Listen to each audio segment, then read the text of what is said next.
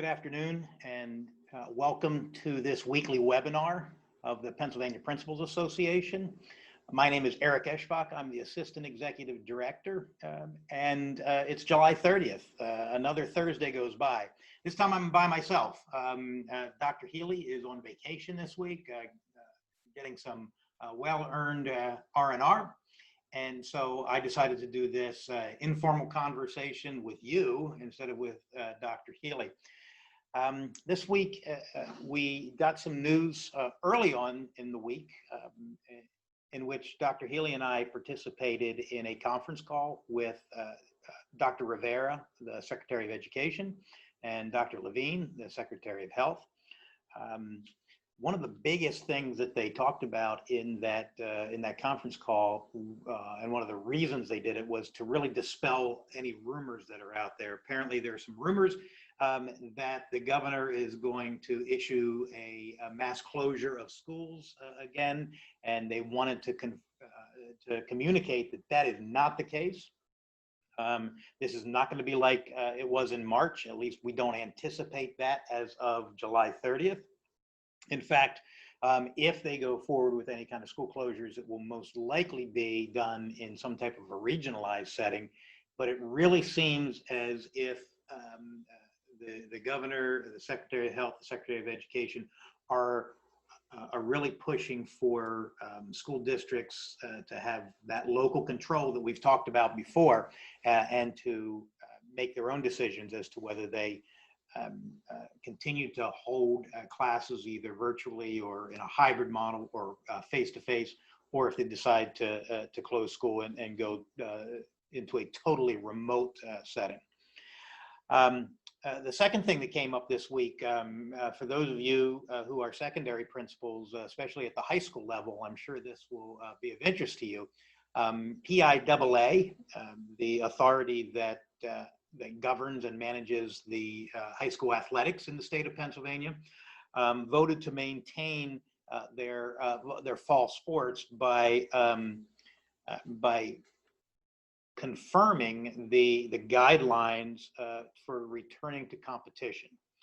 Now, Jonathan Bauer, who is a principal at Upper Merion area high school and our representative, the principal's representative to the PIAA board, sent the governing board a message indicating his concern with this. He actually communicated to PIAA that he would be voting against the return to competition guidelines because of the inconsistency between guidelines for safe return to schools and the guidelines for the safe return to competition. He commented that the principals of Pennsylvania are responsible for the safety of students during both the academic program and the athletic program, and hence the reason for his vote against the return to fall athletics. I really commend Jonathan for his commitment to the safety and well-being of the students. This has been a concern of Dr. Healy and mine as we converse with the government leaders, that the sporting program, extracurricular programs should not be overlooked, and we are very concerned about being able to maintain the health and well-being of our students during this. So Jonathan, thank you very much for your participation. Even though your no vote was one of only two, we think it sends a strong message from the principals of Pennsylvania as to what our clear focus needs to be. So the third thing I wanted to talk to you about today is really to ask you this question. How are you doing? Right now, there seems to be a lot going on in our world, whether it be the pandemic, whether it be racial tension, whether it be the political divide that is continuing to grow in our country. A lot of this puts pressure back on our educational leaders and back on our principals and our administrators who are in charge of the education of our students. And I'm really concerned about your mental health, your well-being. I have heard from around the state superintendents, principals, teachers who are just really struggling with holding it all together and being able to maintain um, their their sense of clarity and their sense of purpose when there is so much that is unclear in our world right now. So I want to encourage you to do a couple things. I've been reading some articles about this, and there seem to be four main things that you as a leader can do as you maintain your own well-being and maintain your own sense of social and emotional comfort. So one of those things that you should be doing, the first thing is really practicing self-compassion and taking care of yourself. So what does that look like for you? Does that mean a walk every morning? Does that mean running 10 miles a day? Does that mean a good bike ride? Does that mean sitting down with your family, making sure that you're having a family meal? Maybe it means picking up the phone and calling your parents or calling your children. In my case, it's being able to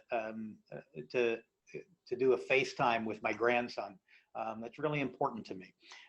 You need to practice that self-compassion and that self-care and take care of yourself and not forget how you are, it is needed for you to be in tip-top physical and emotional shape in order to manage a very stressful school year that lies before you. The second thing you need to do is you need to check in with yourself. So now let's think about that. Check in with yourself. One of the things you need to ask yourself is, what is my level of anxiety? How am I feeling today? Am I on the edge? Am I 2 steps away from the edge? Check with yourself and talk with yourself and discuss how you can cope with the day. What do you need? Let's go back to number one and let's go back to practicing that self-compassion. What do you need to be able to get through this day? How are we going to be able to manage with this? You need to be in touch with your feelings and be in touch with what brings you down off that ledge in order to maintain a strong sense of worth and well-being.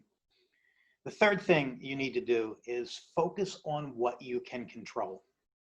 There is so much going on right now that you cannot control.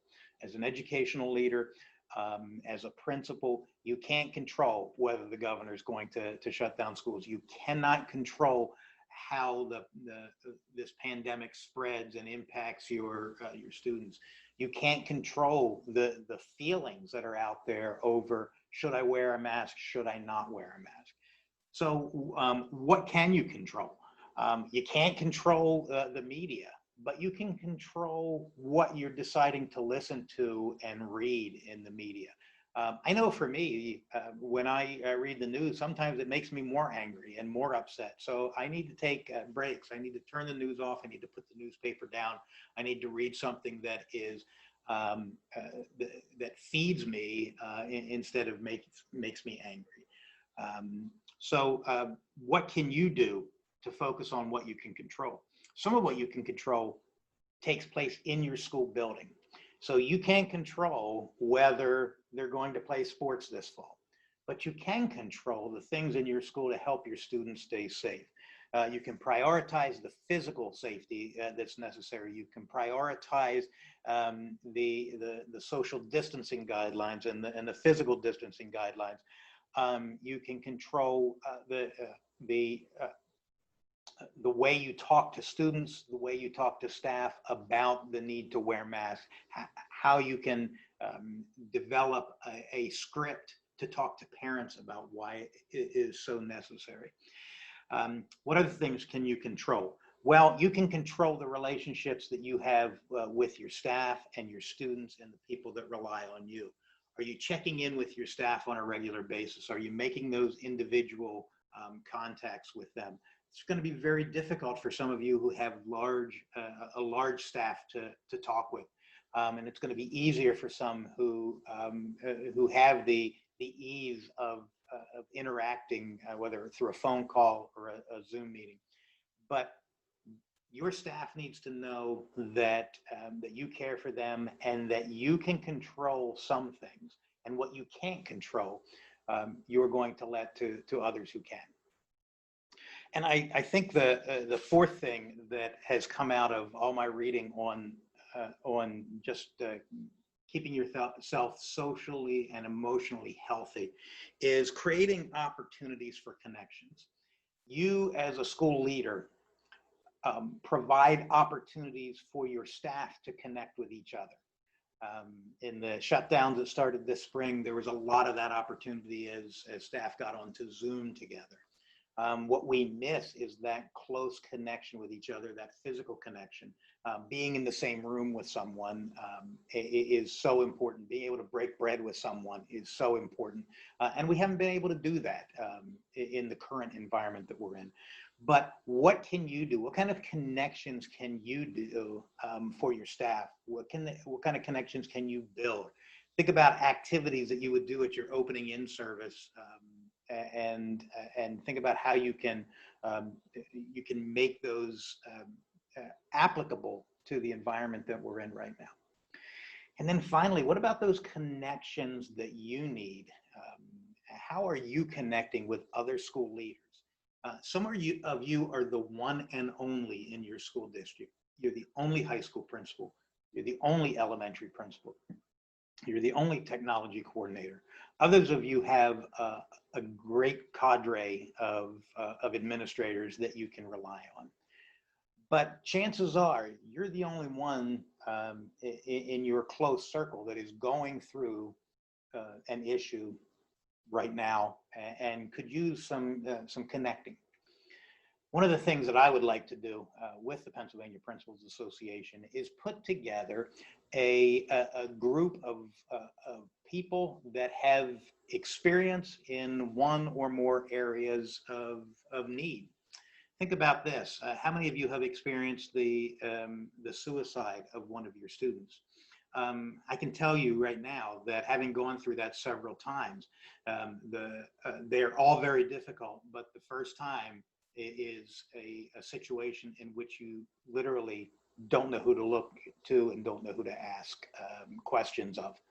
One thing I'd like to do is to set up a team of principals that have been through that situation, the suicide of a student, so that when one of our members experiences that, they have a group of people that they can talk to, that they can collaborate with, that they can commiserate with, that they can cry with, that they can be angry with, that they can ask questions of, that have gone through this and can help.